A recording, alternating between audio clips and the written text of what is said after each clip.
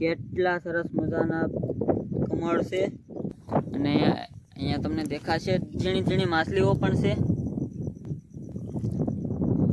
હાલો મિત્રો, સ્વાગત છે તમારું મારી યુટ્યુબ ચેનલ પર। અને આજે હું ને વિશાલભાઈ જઈ રહ્યા છીએ નડિયાદ એમના પરમ મિત્રને મળવા। રવિવારની રજા હતી તો વિશાલભાઈને મન થયું કે ચાલો મિત્રને મળવા જઈએ, તો અમે બંને સવારના નીકળી ગયા છીએ અને આપણે એના મિત્ર માટે જાજી બધી કેરી લીધી છે। જો 2 કેરેટ લીધા છે, 4 મણ કેરી લીધી છે મિત્રને દેવા માટે। અને લગભગ 6 વર્ષ જોબ કરી હતી વિશાલભાઈ નડિયાદમાં, તો એમના ખાસ મિત્ર છે। તો આજે અમે બંને જઈ રહ્યા છીએ એને મળવા અને આજે 4 મણ કેરી લીધી છે।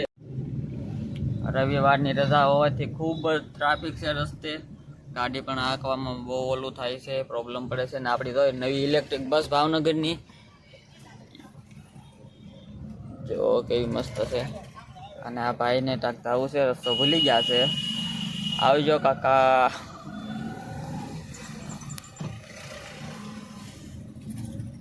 જો મિત્રો, આ રસ્તે બહુ ટ્રાફિક હોય છે, કારણ કે મોસ્ટ ઓફ બધા ટ્રક અને મોટા ટ્રાવેલર્સ વાળા આ જ રસ્તે હાલતા હોય છે।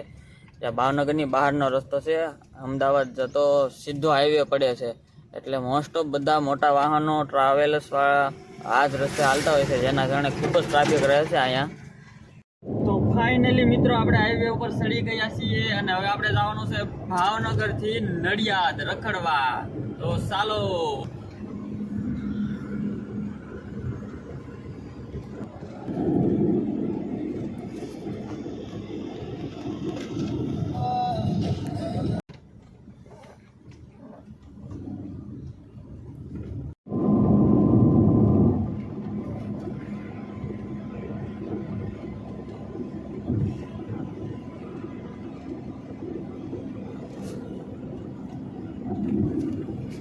મીઠાના મોટા મોટા ઢગલા છે,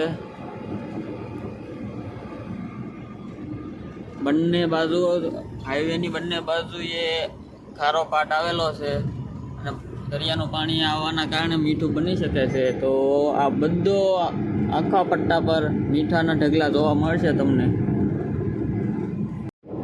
પાણી પર ભરેલું છે અને મીઠાના ઢગલા છે, પ્રોસેસ ચાલુ છે। એમાં ઘણી બધી પ્રોસેસ કરવામાં આવતી હોય છે। પહેલાં મીઠું જ્યારે બને એને ભેગું કરવામાં આવતું હોય છે અને પછી એના ઉપર ઘણી બધી પ્રોસેસ કરીને માર્કેટમાં લઈ જવાનું હોય છે। મિત્રો, તમે જ્યારે પણ અમદાવાદ જશો તો ભાવનગરથી તે ધોલેરાની વચ્ચે હાઈવે પર તમને એક અનોખું બિલ્ડિંગ જોવા મળશે। જો તમે ના જોયું હોય તો તમને હું બતાવી દઉં।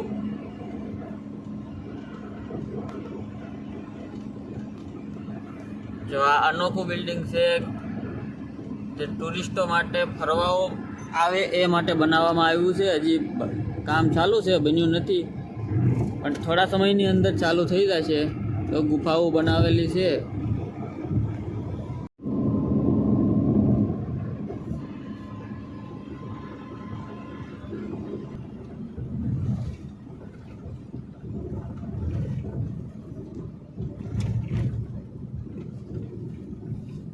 ટોલ ગેટે પણ ખૂબ જ ટ્રાફિક છે।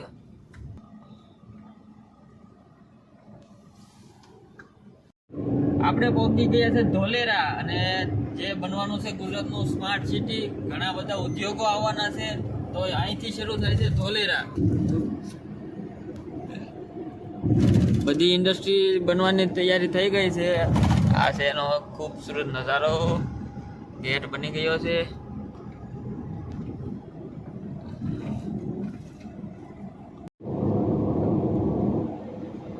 નાના મોટા ઝરણા છે, ઝીણા ઝીણા પક્ષીઓ ઉડે છે।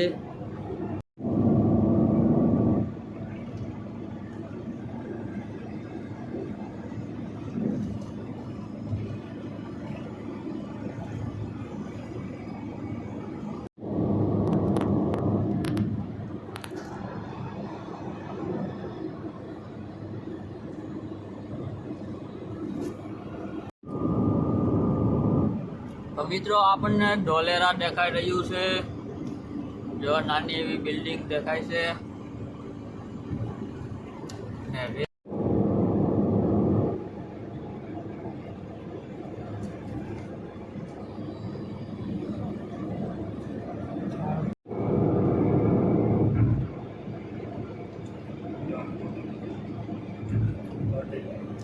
અર્ટિગા ગઈ જો આપણે આવી ગયા છે ઢોલેરા સ્માર્ટ સિટી. તમને બતાવું મિની તાજમહેલ. થોડો દૂર છે એટલે દેખાશે નહીં, પણ ઝૂમ કરીને બતાવું. આ છે ઢોલેરાનો મિની તાજમહેલ.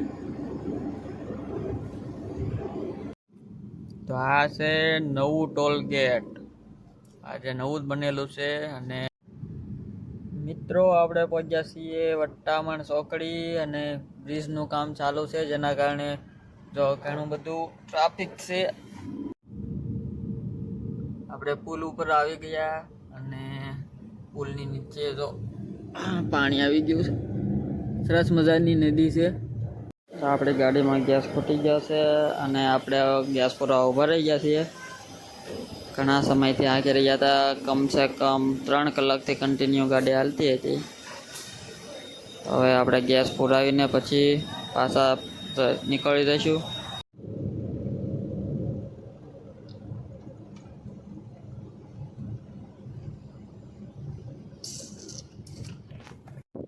નડિયાદ જતા જતા આપણને રસ્તામાં એક સરસ મજાનું તળાવ જોવા મળ્યું છે.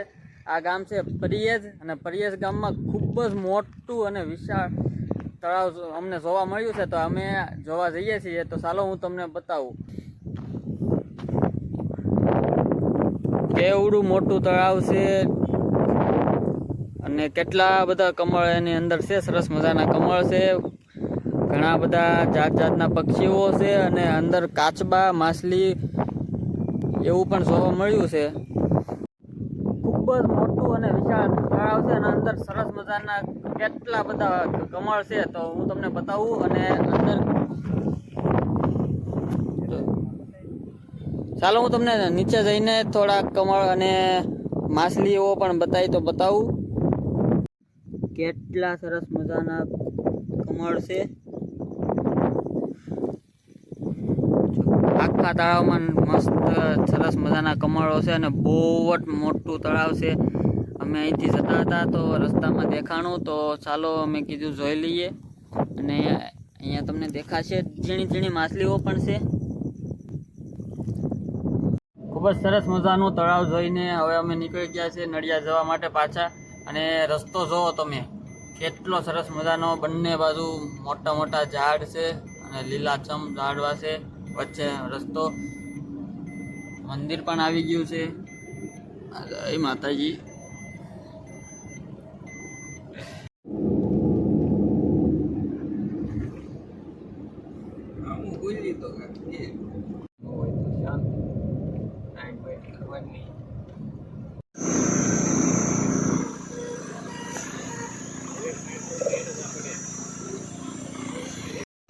આપણે ઉભો રહી ગયા છીએ શેરડીનો રસ પીવા.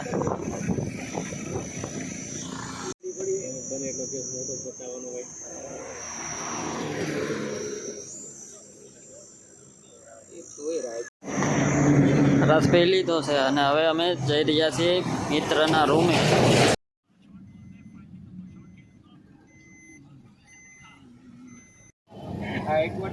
સુપ્રીમ કોર્ટમાં કેટલા ભરતા હોય ખબર નહીં, એમાં પૈસા દીધા હોય તો જાય. રાતના 11 વાગી ગયા છે અને આપણે હજી નડિયાદ સિટીમાં છીએ. હવે બસ મિત્રને મળીને આવે છે વિશાલભાઈ, એટલે બસ હવે નીકળવું છે. ખૂબ જ સરસ મજાનો રોડ છે. બંને બાજુ ઝાડવા અને પાણી છે, પણ અંધારું હોવાના કારણે અત્યારે દેખાશે નહીં. આપણે મિત્રો ઢોલેરા પહોંચી ગયા છે અને હવે આવે છે બહુ તે ઊંઘ. ભાવનગર આવવામાં વાર લાગશે તો તક પોરો ખાવો પડશે. તો ફાઇનલી આપણે ભાવનગર પહોંચી ગયા છીએ ને રાતના 3 વાગી ગયા છે અને એકદમ સુમસામ ભાવનગર દેખાય છે. તો ફાઇનલી આપણે ઘરે પહોંચી ગયા છીએ. આજે પૂરો દિવસ ખૂબ જ આંટા માર્યા છે, ફર્યા છે અને નાહ્યા છે. તો રાતના 3 વાગ્યા છે અને હવે આપણે પહોંચ્યા છીએ ભાવનગર. તો બસ આજ માટે આટલું જ છે. નવો વિડીયો જોવા માટે આપણી સાથે જોડાઈ રહો અને ચેનલને સબસ્ક્રાઈબ કરો.